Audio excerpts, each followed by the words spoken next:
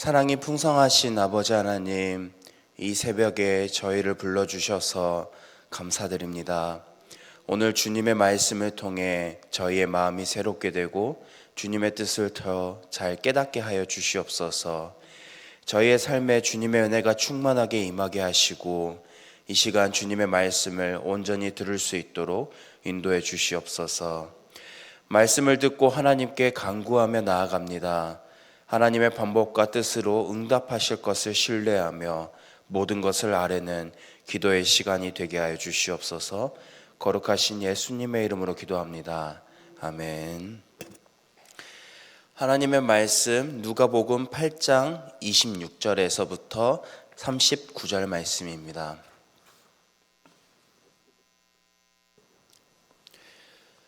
누가복음 8장 26절에서부터 39절 말씀입니다. 신약성경 104면에 있습니다. 우리 한 절씩 교독하겠습니다. 그들이 갈릴리 맞은편 거라사인의 땅에 이르러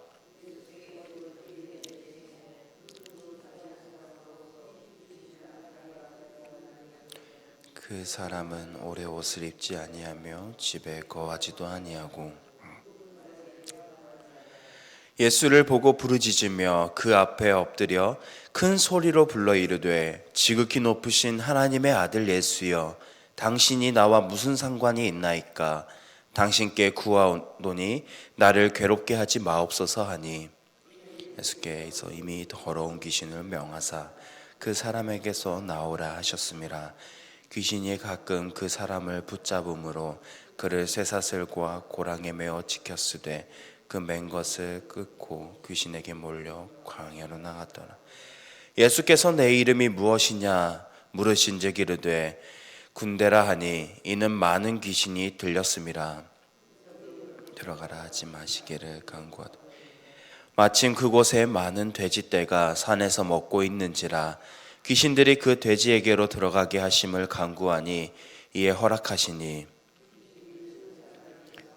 돼지에게로 들어가니 그때가 비탈로 내려라 호수에 들어가 목사 치던 자들이 그 이루어진 일을 보고 도망하여 성내와 마을에 알리니 그들이 그 이루어진 일을 보러 나와서 예수께 이르러 귀신 나간 사람이 옷을 입고 정신이 온전하여 예수의 발치에 앉아 있는 것을 보고 두려워하거든. 귀신 들렸던 자가 어떻게 구원받았는지를 본 자들이 그들에게 이르매 크게 두려워하여 예수께 예수께서 배에 올라 돌아가실새 귀신 나간 사람이 함께 있기를 구하였으나 예수께서 그를 보내시며 이르시되 집으로 돌아가 하나님이 내게 어떻게 큰 일을 행하셨는지를 말하라 하시니 그가 가서 예수께서 자기에게 어떻게 큰 일을 행하셨는지를 온 성내에 전파하니라. 아멘. 26절을 보면 그들이 갈릴리 맞은편 거라사인의 땅에 이르러 라고 시작합니다. 여기서 그들은 예수님과 그의 제자들을 가리킵니다. 예수님은 제자들과 함께 거라사인의 땅에 도착하셨습니다. 예수님은 그 땅에 도착하시고 그곳에서 귀신 들린 한 사람을 만나셨습니다. 그는 옷도 입지 않았고 집이 아닌 무덤 사이에서 지냈던 사람이었습니다. 그가 예수님을 보자 놀라운 반응을 보였습니다. 본문 28절 말씀입니다. 예수를 보고 부르짖으며 그 앞에 엎드려 큰 소리로 불러 이르되 지극히 높으신 하나님의 아들 예수여, 당신이 나와 무슨 상관이 있나이까? 당신께 구하노니 나를 괴롭게 하지 마옵소서 하니라고 귀신 들린 사람은 예수님께 이러한 반응을 보였습니다. 그가 이렇게 반응을 보였었던 이유는 29절에 보면 알 수 있습니다. 그가 예수님께 큰 소리로 불러 이르면서 지극히 높으신 하나님의 아들 예수여, 당신이 나와 무슨 상관이 있습니까? 나를 괴롭게 하지 마옵소서라는 간청하기 전에 앞서서 예수님은 먼저 더러운 귀신아 그 사람에게서 나오라라고 명령하셨습니다. 귀신은 그 명령을 듣고 그리고 예수님이 하나님의 아들임을 정확히 알아보고 자신을 쫓아낼 능력이 있었음을 알았기 때문에 예수님께 자신을 괴롭게 하지 말라고 간구한 것입니다. 예수님은 귀신에게 이름이 무엇이냐고 물으셨습니다. 귀신은 그러자 군대라고 대답했습니다.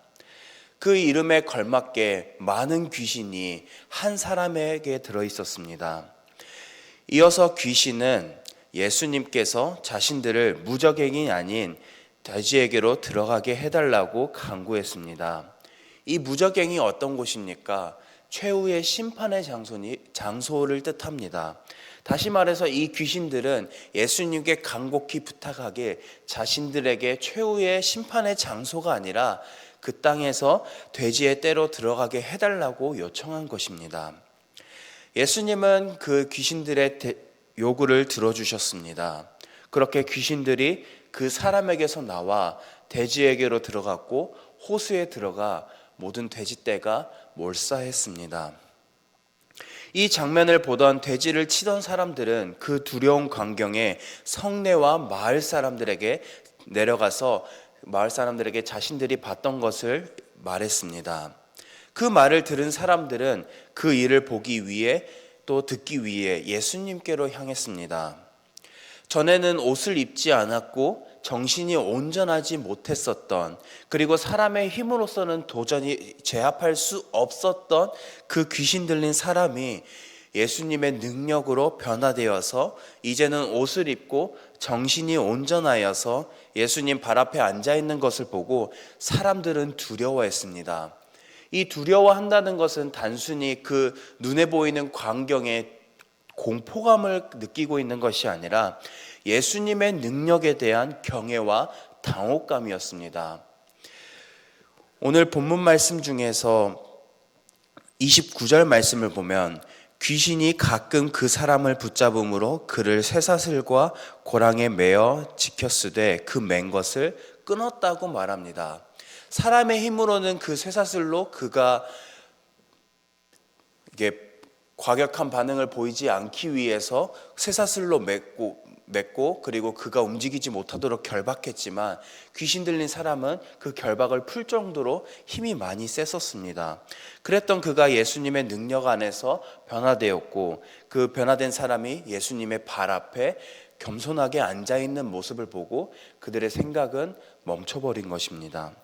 귀신 들렸던 사람이 구원받은 것을 목격한 사람들에게 그들은 더 구체적인 내용을 들었습니다. 예수님께서 돼지들에게 그 귀신을 쫓아내시고 그 돼지들이 호수에 빠져 죽은 것을 그들에게 말했습니다.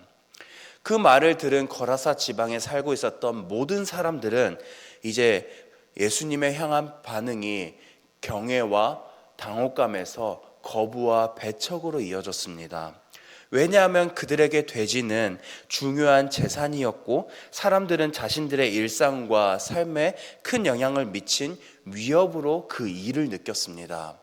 당시 거라사에 거주하고 있었던 사람들은 유대인이 아니라 돼지를 부정하다고 여기는 유대인들이 아니라 이방인들이었습니다. 이방인들에게 있어서 그 돼지는 가장 중요한 재산이었고 자신들이 먹고 살 만한 그 식재료들이었습니다. 이러한 배경에서 사람들은 예수님의 능력이 자신들에게 불편하고 불안한 결과를 가져왔다는 이유로 예수님께 떠나달라고 요청을 한 것입니다.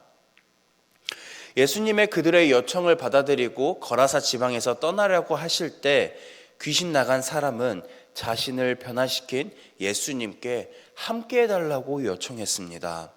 그러자 예수님은 그에게 하나님께서 하신 일을 그 땅에서 전하라고 하셨고 그는 그 말씀에 순종하여 예수님께서 자기에게 하신 일을 전하며 살았습니다.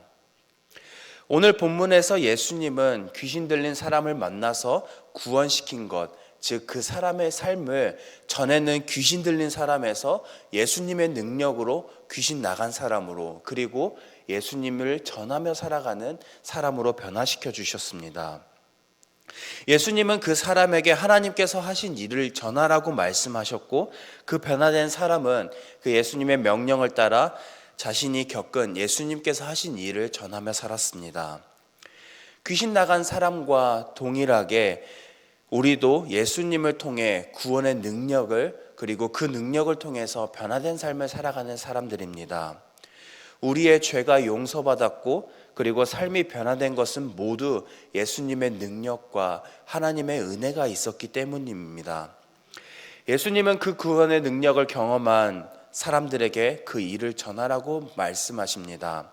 마태복음 28장에 보면 또 그 예수님께서 이 땅을 떠나시기 전에 우리에게 주신 지상 명령이 나와 있습니다. 사마리아와 땅끝까지 이르러 내 증인이 되라고 말씀하십니다. 우리에게 주어진 이 은혜와 사랑을 세상에 전하는 것은 단순히 의무를 넘어서 하나님께서 우리에게 주신 소중한 사명임을 깨달아 살아가는 저와 여러분들이 되기를 소망합니다. 우리의 삶 속에서 주위 사람들에게 복음을 전하며 살아가는 저와 여러분들이 되기를 원합니다. 하나님께서 주신 구원의 은혜를 다시 한번 되새기는 오늘 하루가 되길 소망하며 우리의 삶 속에서 그 은혜를 나누는 사람들이 되길 소망합니다. 이 시간 들은 말씀을 기억하며 두 가정을 위해서 기도하겠습니다. 먼저 장혜자 집사님을 위해서 기도하겠습니다. 성령 충만할 수 있도록, 그리고 친정과 시댁의 구원을 위해서, 가족의 건강을 위해서, 자녀들의 안정된 직업과 결혼을 위해서, 그리고 윤월중 집사님을 위해서 기도하겠습니다. 성령 충만한 가정이 될 수 있도록, 아들 세영 형제가 행복할 수 있도록, 처가의 구원을 위해서, 하나님께서 함께 하시는 사업장이 될 수 있도록 이 기도 제목을 기억하면서 장혜자 집사님의 가정과 그리고 윤월중 집사님의 가정을 위해서 함께 기도하겠습니다. 이어서 들은 말씀과 개인의 기도 제목을 붙들고 환우들을 위해서 함께 기도하며 나아가겠습니다. 기도하겠습니다.